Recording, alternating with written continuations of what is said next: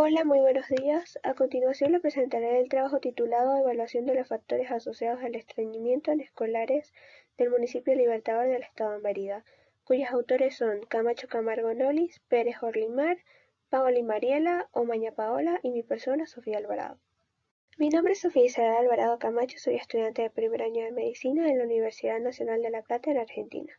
El esquema de la presentación será el siguiente. Comenzaremos con una breve introducción para centrarnos en el tema, presentaremos los objetivos, la metodología, los resultados y la discusión, y por último las conclusiones y recomendaciones. El estreñimiento es un problema frecuente en la infancia. Se dice que afecta del 10 al 15% de la población en edad escolar. Representa del 15 al 20% de la consulta de gastroenterología pediátrica en el IH-ULA. Se dice que es 3 veces más frecuente en el sexo femenino y que el estreñimiento funcional o idiopático representa un 90 al 95% de los casos. Entonces, podemos definir por estreñimiento que no solo es la expulsión de heces duras poco frecuentes, sino también las eliminadas regularmente con dificultad o dolor, o también menos de 3 deposiciones a la semana. Según algunos autores, el estreñimiento está íntimamente relacionado con un patrón de hábitos conductuales, como por ejemplo los hábitos alimentarios, el bajo contenido de fibra en la dieta presente en frutas y vegetales, el bajo consumo de agua, la utilización del baño en el colegio, dolor en la defecación, el inicio del año escolar, actividad física y predisposición familiar. Es importante señalar algunos antecedentes encontrados en la literatura, siendo uno de los más importantes el trabajo titulado Factores de riesgo asociados al estreñimiento, realizado en España en 898 niños, señalando factores de riesgo como antecedentes familiares, falta de horario, bajo consumo de fibras y factores protectores como el consumo de frutas y verduras e ir al baño en el colegio.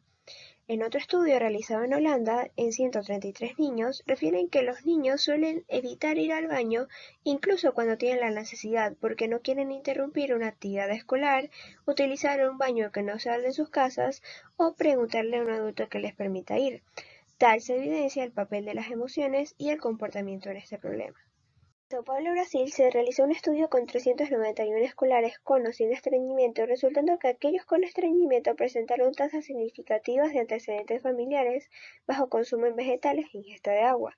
En Venezuela, tenemos un trabajo realizado por Barbosa y colaboradores en Maracaibo, Estado Zulia, sobre la evaluación y el manejo del estreñimiento en niños, y la doctora Vila Dávila, en Mérida, en el IH-ULA, investigó sobre la incidencia del estreñimiento, señalando de un 15 al 20% en la consulta de gastroenterología pediátrica del hospital ya mencionado.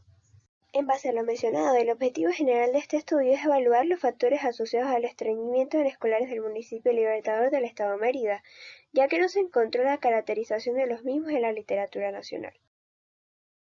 La metodología empleada fue la siguiente. Fue un estudio observacional de corte transversal. La población estuvo conformada por escolares en edades comprendidas entre los 9 y los 14 años, procedentes de una institución pública, Rafael Antonio Godoy, y una privada, Nuestra Señora de Belén, del municipio de Libertador del Estado de Mérida, Venezuela. Se aplicó un muestreo aleatorio simple para seleccionar los escolares, con un error del 5% en ambas instituciones.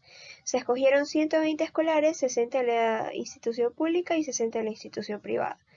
La recopilación de los datos se realizó durante el periodo de abril y junio del 2010. Los criterios de inclusión eran el cociente mixto informado de ambos sexos y los criterios de exclusión, los niños con enfermedad de base, niños con discapacidades, enfermedades endocrinas, síndromes genéticos, enfermedades agudas o crónicos que afectaran el estado nutricional o que recibieran tratamiento farmacológico con esteroides. Aplicó un cuestionario para obtener los datos demográficos: nombre, género, edad, fecha de nacimiento, dirección, número de historia clínica, nombre del representante y teléfono. Se realizó una evaluación antropométrica, se procedió a realizar el peso y la talla para el cálculo del índice de masa corporal con la fórmula peso sobre talla al cuadrado. El índice de masa corporal se comparó con los patrones de referencia nacional, edad y sexo, y así determinar el diagnóstico nutricional en normal entre percentil 10 y 90, bajo la norma por debajo de 10 y sobre la norma por encima de 90. Se interrogó la frecuencia del consumo de los alimentos. Para la ingesta de fibra se utilizó el recordatorio de 24 horas, que es un método de evaluación cuantitativo que se utiliza para estimar la cantidad de alimentos y bebidas consumidas por un individuo en el transcurso de un día. A cada uno de los alimentos se le asignó un código tomado de la tabla de composición de alimentos de la población venezolana y justamente con la ración o cantidad consumida del mismo se llevó a un programa computarizado para tal fin, el cual permitió conocer el aporte de fibra de los alimentos consumidos. La cantidad de fibra ideal fue calculada con la fórmula edad más 5 gramos y se comparó con el consumo real para cada adolescente, y de esta manera se estableció la diferencia entre la fibra real consumida y la fibra ideal. Se preguntó sobre el patrón de hábitos en relación al ritmo de evacuación diaria y semanal, uso del baño en la escuela, si evacuaba con dolor rectorragia, empleo de laxantes naturales o artificiales, así como la frecuencia de utilización de los mismos, y si realizaba actividad deportiva. Para la clasificación de los niños con estreñimiento, se consideraron según los criterios de diagnóstico de desórdenes funcionales de la defecación en niños. Roma 3. Criterios diagnósticos, los cuales serían expulsión de heces duras poco frecuentes, expulsión de las heces eliminadas regularmente con dificultad, con dolor o de forma incompleta, aún manteniendo una frecuencia normal, y menos de 3 deposiciones a la semana, siendo divididos en dos grupos, un grupo sin estreñimiento y un grupo estreñido. Para llevar a cabo el procesamiento de la información se utilizó el paquete estadístico SPSS versión 15.0 para Windows. Las variables continuas se presentan en promedio y desviación estándar, y las categóricas en número y porcentaje. Para establecer las diferencias de las medidas en variables continuas con distribución normal, se aplicó la TD-Student para datos independientes, y aquellas variables con distribución diferente a la normal, se aplicó el test no paramétrico de Mann-Whitney. Para establecer la asociación entre las variables categóricas se aplicó el chi-cuadrado y se consideró estadísticamente significativo cuando p era menor a 0,05. A continuación presentaremos los resultados y discusión del trabajo. En la tabla número 1 se presentan los datos demográficos clasificados según la presencia del estreñimiento. De los 120 escolares, un 78.3% son del grupo sin estreñimiento y un 21.7% son del grupo con estreñimiento. No hubo diferencias estadísticas en los grupos en lo referente a edad, género, institución y antecedentes familiares. La edad promedio del grupo con estreñimiento fue de 10,69 más o menos 1,29, en comparación con el grupo sin estreñimiento con un 11,10 más o menos 1,59. En cuanto al grupo con estreñimiento, predominó discretamente el sexo femenino con un 11.7% con relación al masculino con un 10%. El grupo sin estreñimiento presentó antecedentes familiares con un 38.3% frente al 12.5% del grupo con estreñimiento. Cuando se comparan estos datos con los resultados con la literatura reportada, coincide con relación a la prevalencia con un 21.7%, siendo del 15 al 37% de la consulta de atención primaria. De acuerdo con la distribución por género, la literatura refiere que afecta a ambos sexos por igual. En este estudio, el estreñimiento se presentó más en las niñas, con un 11.7%, coincidiendo con otras investigaciones donde el mayor porcentaje es el sexo femenino, por ejemplo con la de Barbosa en el 2005. En cuanto al antecedente familiar del estreñimiento, es un factor para tomar en cuenta en la práctica pediátrica, ya que según el estudio de factores de riesgo de estreñimiento español, FREI, más del 6 de cada 10 casos de estreñimiento infantil se dan en hijos de padres con estreñimiento. Al evaluar el estado nutricional, predominó en ambos grupos los escolares con estado nutricional normal, con un 77.7% en los no estreñidos y un 53.8% en los estreñidos.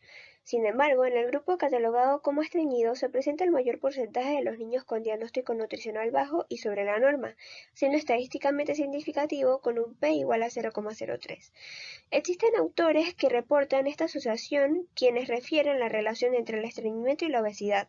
En un estudio realizado en 719 sujetos entre 4 y los 18 años, con estreñimiento crónico que acudían a las consultas de pediatría, un 22.4% eran obesos, en relación con los que presentaban un estado nutricional normal con un 11.7%.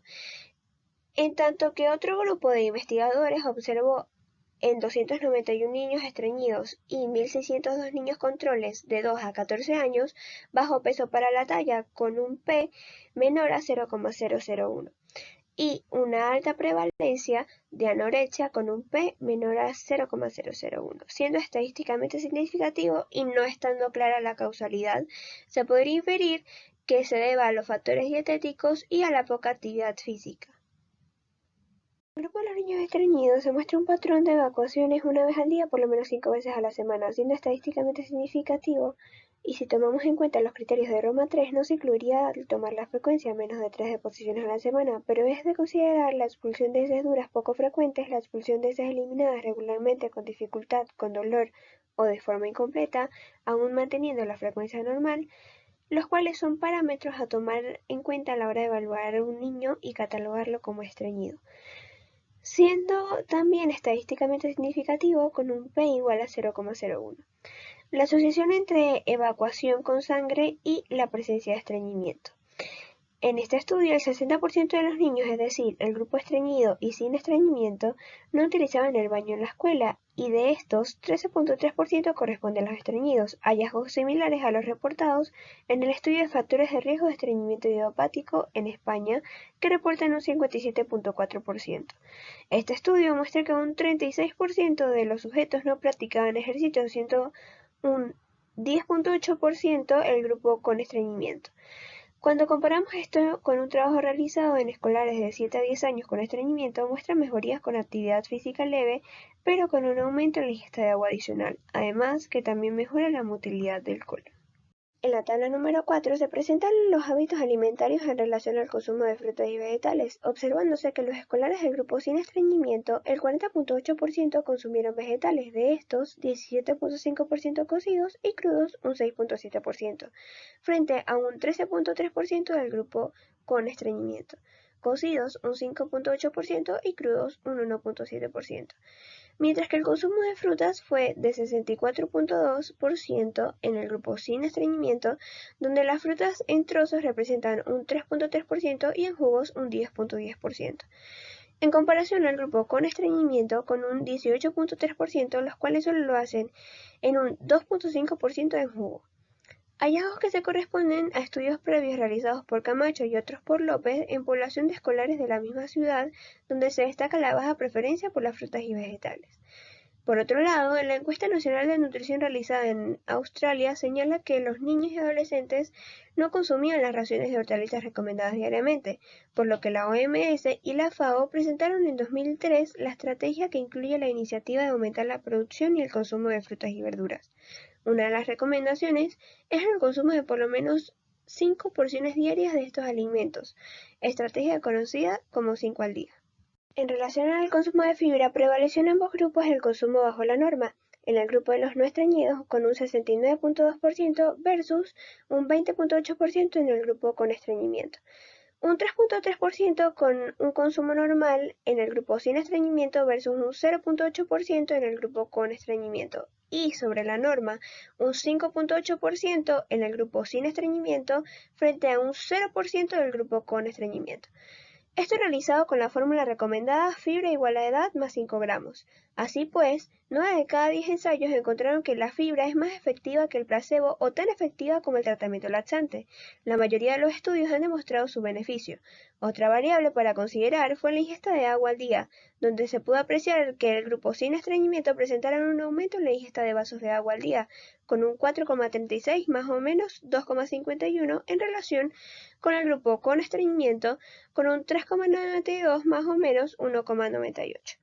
Para ilustrar esto, en un estudio de 278 pacientes con estreñimiento en la consulta de gastroenterología en relación con el beneficio de consumir mucho líquido para tratar el estreñimiento, el 82% de los pacientes respondió que no lo consideraba útil. Las evidencias actuales no permiten decir si el estreñimiento puede ser clínicamente modificado mediante la ingesta de líquidos, salvo en casos de deshidratación. Otros trabajos, en cambio, sí relacionan la ingesta de baja de líquidos con el estreñimiento. A manera de conclusión, se plantea, en base a los factores de riesgo asociados a sufrir estreñimiento, un perfil del niño estreñido. Tener antecedentes familiares con estreñimiento, sin hábito fijo y pautado a la hora de ir al baño, no utiliza el baño en el colegio, la ingesta de fibras baja, la ingesta de pocos líquidos y no practica reporte con regularidad. La recomendación, como la mayoría de los factores que parecen asociarse al estreñimiento infantil son modificables, es posible una mejoría de estos.